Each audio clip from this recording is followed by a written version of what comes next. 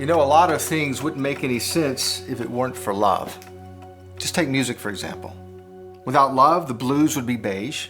Country music would only be about beer and trucks. Rock and roll would need more guitar solos. Rap would probably be the same.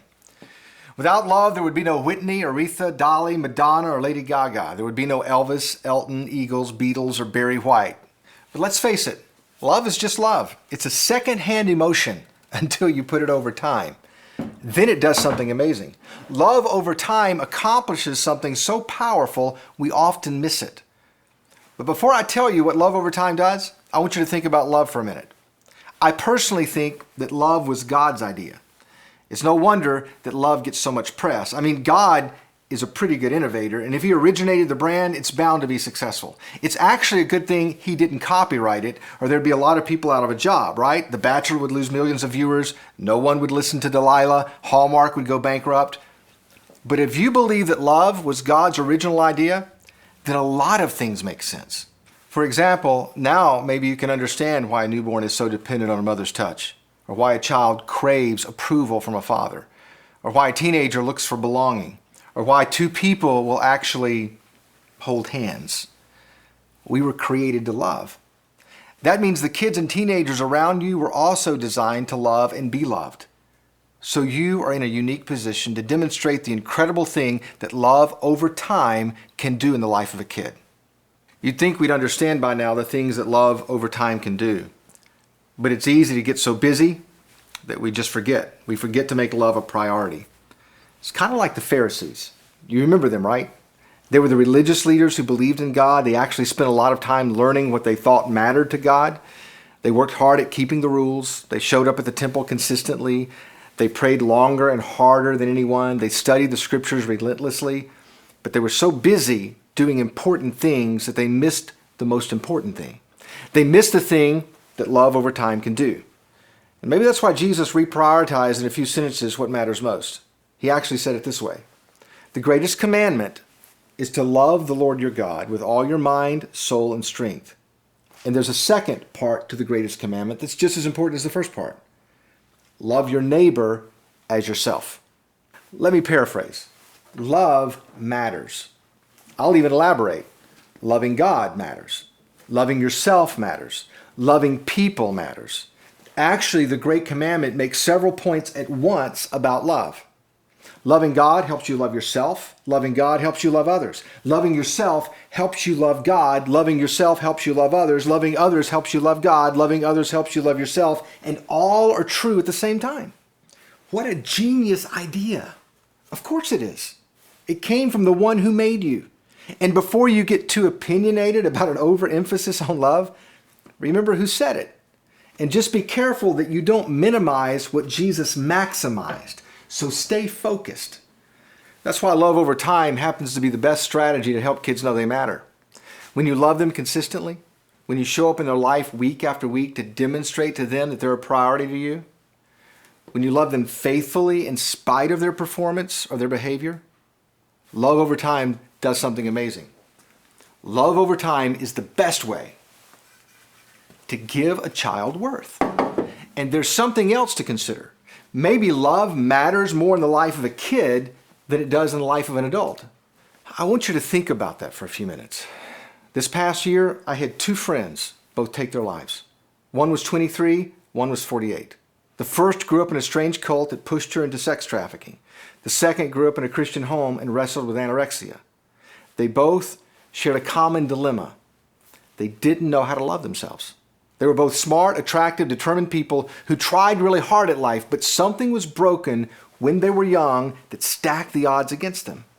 And I'm not qualified to explain how or why. The point I want you to consider is this: kids need to learn to love themselves while they're kids. Kids desperately need adults who will love them in a way that will convince them that they are worth something when they're young. If kids don't feel loved when they're young, they may never love themselves in a healthy way. And if they never learn to love themselves, they may ultimately self-destruct. So the way you love kids while they're kids can dramatically affect their future. That's why we need more adults to step it up and play for keeps. It's time to get serious about loving the children around you. Most research even suggests the younger the recipient, the more powerful the impact. Think about it this way. Love is like investing. It gains shares. The sooner you start paying in, the greater the return will be later. The longer you wait, the less you earn. Simply put, deposits in someone's life as a child will earn more interest. When you wait until they're adults, the gains are just slower. My oldest daughter is an artist. When she was a child, she believed every flat surface was a canvas. That included every wall, every table, every book, every door, and every piece of paper. She used pencils, pens, markers, chalk, crayons, and paint to leave her mark everywhere.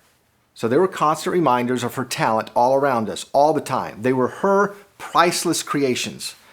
But I have to be honest, it felt like her art was costing me a lot more than it was worth. I'm not sure I recognized the value of what was happening. If you had asked me then, I would have only priced it sentimentally. But slowly, over time, her art evolved from uninteresting smears and scratches to sophisticated, emotional, and intricate paintings. During the past years, people have actually paid her hundreds and thousands of dollars for what she creates. Her experience in life as a child and teenager has now begun paying off as an adult. When you start imagining the future of a child, you will start investing more in them now. If loving a child early begins to build a healthy sense of worth, rejecting a child early can do the opposite. According to the World Health Organization, research now shows that many challenges in adult society, mental health problems, obesity, heart disease, criminality, competence and literacy and numeracy, have their roots in early childhood. Basically, how we love kids as kids will affect how they live as adults. There's a brief window of time from birth through adolescence when what we do in someone's life can matter more than any other time. The time you spend every week with a child, playing, reading, talking, laughing, and loving, is just worth it. It's worth it because they're worth it. But again, you know that because you're older and wiser. So if you want kids to grow up and know they're worth it, then look for ways to prove love over time. Kids and teenagers need adults who will show up and be there consistently, patiently, regardless. They need adults who care enough to discover how they are wired and who they really are. They need someone in their life that will not bolt and run when things get messy, before they can ever know that love is more than just a second-hand emotion. Playing for keeps simply means you get serious about what you do with your time, and when you play for keeps, you put love over time. One of the best ways to do that is to simply prove it. How do you prove love? The same way God did, right? Have you ever stopped to think about the fact that the entire story of Scripture is about God pursuing a relationship with us over time? Regardless of our behavior and our mess, He kept showing up. Finally, He sent His Son to walk with us, to be physically present so we could touch and know Him.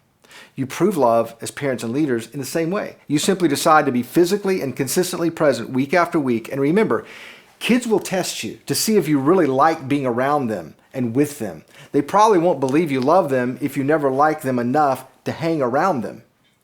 Author and artist C. Joy Bell-C says it this way: they say you have to earn the right to be loved. No, love is unconditional. If you love someone, they don't have to earn it. But the right to tell someone that you love them, that has to be earned. You have to earn the right to be believed.